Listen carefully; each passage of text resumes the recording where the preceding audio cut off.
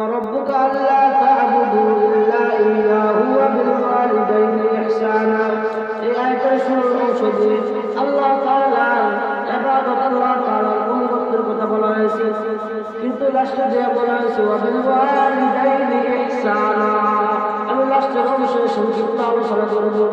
আল্লাহ তাআলা বলেন ওয়াবিলওয়ালিদাইনি ইহসানা, হে সংসারেরা তোমরা তোমার মাতা পিতার খেদমত করো। কি করো? পিতা মাতার খেদমত করো। এখন অনেকেই বলে যে হুজুর সন্তান কথা শুনে না, কথা মানে না, সন্তান কোনো কথা মানে না। গত 2 দিন আগে আমিও শিবপুরে গিয়েছিলাম, ওই জায়গায় একজন বলতেছে হুজুর এত কষ্ট করলাম সন্তানের জন্য, কিন্তু সন্তানের কথা শুনে না। আমি বললাম আপনার সন্তান কথা শুনবে, কথা শোনার মতো শোনার জন্য আপনার কিছু জিনিস আছে যেগুলো আপনার সন্তানের হক, এই সন্তানের হক গুলো আপনার আদায় করতে হবে। এই জন্য বাবারা আপনার সন্তান আপনাকে আপনার কথা মানবে, আপনাকে স্মরণ করবে, আপনার খেদমত করবে।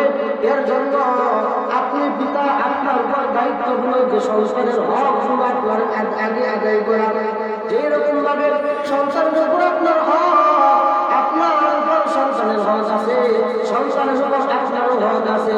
যেমন 1 নম্বর হক হলো আপনি যখন বিবাহ করবেন, বিবাহ করার বিবাহ করার সময় এমন একজন নারীকে বিবাহ করতে হবে যে হলো দিনদার পরহেজগার মুত্তাকি, কথা বলতে কিনা? কারণ আপনার স্ত্রী যদি দিনদার পরহেজগার মুত্তাকি থাকে তাহলে আপনার সন্তান হবে ভালো। কারণ অধিকাংশ সন্তানগুলো এই মায়ের কারণে তারা কি হয়, দিনদার হয়, পরহেজগার হয়, মুত্তাকি হয়, ঠিক কিনা? এই জন্য আমাদেরকে যখন আমরা বিবাহ করব আমাদেরকে কি করতে হবে? একজন নেককার একজন যদি আমাদের ঘরের মধ্যে আনতে হবে। কারণ নেককার যদি করে না আনতে পারো তাহলে কিন্তু নেককার সন্তান আমাদের হবে না, নেককার সন্তান হবে না। যেমনি ভাবে খাজা মঈনুদ্দিন চিশতি আজমিরি রাহমাতুল্লাহি আলাইহি এত বড় একজন আলেম, তার বয়ান শুনিয়ে হাজার মানুষ মুসলমান হইত। তার একটা কারণ হইলে যে তার মা ছিল একজন দিনদার পরহেজগার মুত্তাকি। এই জন্য বাবারা একদিন খাজা মঈনুদ্দিন তার মার কাছে এসে বলতেছে, গো মা, আমি আমার দাওয়াতে, আমার দিনের দাওয়াতের কারণে হাজার মানুষ কালিমা গ্রহণ করে মুসলমান হয়ে যায়। তখন বলতেছে হে সন্তান, তোমার অহংকারী করার কিছু নাই, কারণ তোমার এই অহংকারীর পিছনে যত দায়িত্ব সব হলো আমি মার। কারণ তুমি দুনিয়াতে আসার পর তুমি যখন আমার গর্ভের মধ্যে আসছো আমি এত রাত্র ঘুমাই নাই, একটা রাত্র আমি ঘুমাই নাই। রাতের বেলা তাহাজ্জুদ করে দোয়া করছি, গো আল্লাহ আমার সন্তানের তুমি কুতুবুল আলমের জন্য বানায় দাও, বলেন না সুবহানাল্লাহ।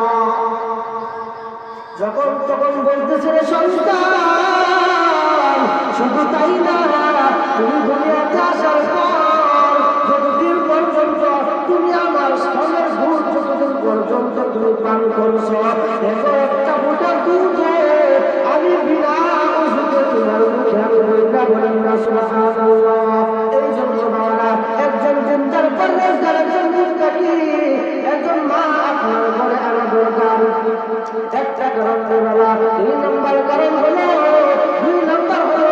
আপনি যখন বিবাহ করবেন, যখন আপনার স্ত্রীর সাথে বসবাস করতে থাকবেন, তখন আল্লাহর কাছে দোয়া করা হয়, আল্লাহ আমাদের গর্ভে থেকে যে সন্তানটা হবে এই সন্তানকে তুমি দিনদার পরহেজগার মুত্তাকি বানায় দাও। যখন আপনার সন্তান দুনিয়াতে আসবে, আসার সাথে সাথে এক কানে আযান আর এক কানে ইকামত দিয়া দিবেন, বলেন না ঠিক কিনা? এই জন্য বাবারা এক কানে আযান এক কানে ইকামত দেওয়া হয়, এটা হলো ইমানের একটা দোষ। কারণ মানুষ যখন জন্মগ্রহণ করে পিতার একটা দোষ দেওয়া হয়, কারণ এই দোষটা দিলে তার শরীরের মধ্যে কি হয় না, অসুস্থ হয় না, সুস্থ থাকে, ভালো থাকে।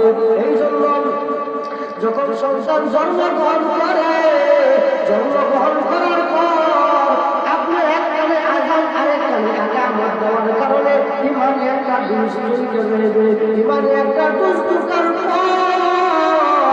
আপনার সন্তান কোনোদিন কি পারে না, কোনোদিন দাঁড়াইয়া প্রশ্বাস করবে না, কোনোদিন মুরব্বীদের সাথে বেয়াদবি করবে না, কোনোদিন আপনার সন্তান আপনার সাথে বেয়াদবি করবে না রে বাবা। এইটা হলো আরেকটা কারণ। রে বাবা, ও বাজার সন্তান যখন বড় হয়ে যাবে, 7 বছর 7 দিন যখন হয়ে যাবে, সন্তানের ভালো একটা নাম রাখা, সন্তানের জন্য আকিকা দেওয়া, এইরকম ভাবে করতে থাকা। যখন সন্তানের যখন বড় হইতে থাকবে, আরো বড় হইতে থাকবে, সন্তানকে সুশিক্ষায় শিক্ষিত দেওয়া বলেন না কিনা? সন্তান যখন বড় হইতে থাকবে, সন্তান যখন বড় হইতে থাকবে, আপনার সুশিক্ষায় শিক্ষিত করতে হবে। আপনি যদি সুশিক্ষায় শিক্ষিত করতে না পারেন, তাহলে আপনার সন্তান আপনাকে ধরিয়া ওই বৃদ্ধাশ্রমে নিয়ে আসবে। আর যদি আপনার সন্তানকে আপনি সুশিক্ষায় শিক্ষিত দিতে পারেন, করতে পারেন, তাহলে আপনার সন্তান আপনার খেদমত করবে, আপনাকে ভালোবাসবে, আপনাকে মহাব্বত করবে। বাবা, আপনি বৃদ্ধাশ্রমে যায় দেখেন, যত বাবারা, যত বৃদ্ধ মানুষ এই বৃদ্ধাশ্রমে আছে, কারো কিন্তু নাই, কারো যারা আলেমের বাপ কিন্তু নাই, সকলে কিন্তু এই যে ভালো শিক্ষায় শিক্ষিত করতে পারছে না, এদের বাবারা কিন্তু এই বৃদ্ধাশ্রমে।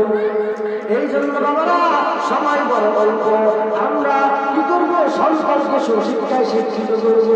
আমরা সংসারের যখন সবগুলো হক আমরা আদায় করে ফেলবো, সবগুলো হক আদায় করার পর যদি আমি সঠিকভাবে আমি আদায় করতে পারি, তাহলে আমার সন্তান দিন দায়িত্ব পাবে, আমার সন্তান আমার খেদমত করবে বলে, ঠিক কিনা?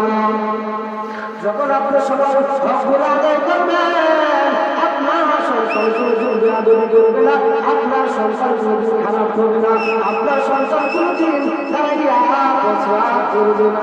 এই জন্য বাবারা, মা বাবার খেদমত করা।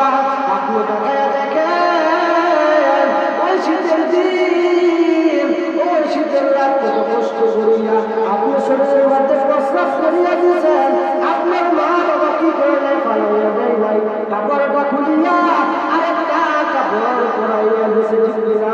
এই জন্য বাবারা, সন্তানগুলো, এই জন্য বাবারা, মাতা পিতা যখন বৃদ্ধ হয়ে যাবে, তখন পিতা মাতার খেদমত করা। আমার আল্লাহর নবী জানেন, তোমার মাতা পিতাই হলো তোমার জান্নাত, আমার মাতা পিতাই হলো তোমার জাহান্নাম। যদি মাতা পিতার খেদমত করতে পারো, তাহলে তোমার জন্য জান্নাত আল্লাহ দিয়ে দিবে। তুমি যখন তোমার ভালো নিয়তে যখন তোমার মা বাবার দিকে তাকাইবা, প্রত্যেকবার তাকানোর সাথে সাথে আল্লাহ তাআলা তোমাকে একটা করিয়া কবুল হওয়ার সওয়াব দিয়ে বলেন না সুবহানাল্লাহ। প্রত্যেকবার যতবার চাইবেন, যতবার চোখের একটা করে পলক দিবেন, আল্লাহ তাআলা আপনাকে কি করবে? আপনাকে এক একটা করিয়া কবুল হজের সওয়াব দিবে। কারণ মানুষ কত হজ করে, কত জাকাত দেয়, কত হজ করে, কিন্তু কার হজ কবুল হয়েছে, কার হজ কবুল হয় নাই, এইটা কিন্তু জানা নাই রে বাবা। এই জন্য মাতা পিতার সাথে মাতা পিতার খেদমত করা। আল্লাহ তাআলা বলেন, ওয়াবিল ওয়ালিদাইনি ইহসানা, তোমরা মাতা পিতার খেদমত করো, মাতা পিতার প্রতি ইহসান করো, ইহসান করো, ইনসাফ করতে বলে নাই। তোমার মা, তোমার বাবা তোমাকে 1-2 বেলা খাওয়াইছে, তুমি 3 বেলা খাওয়ানোর চেষ্টা করো।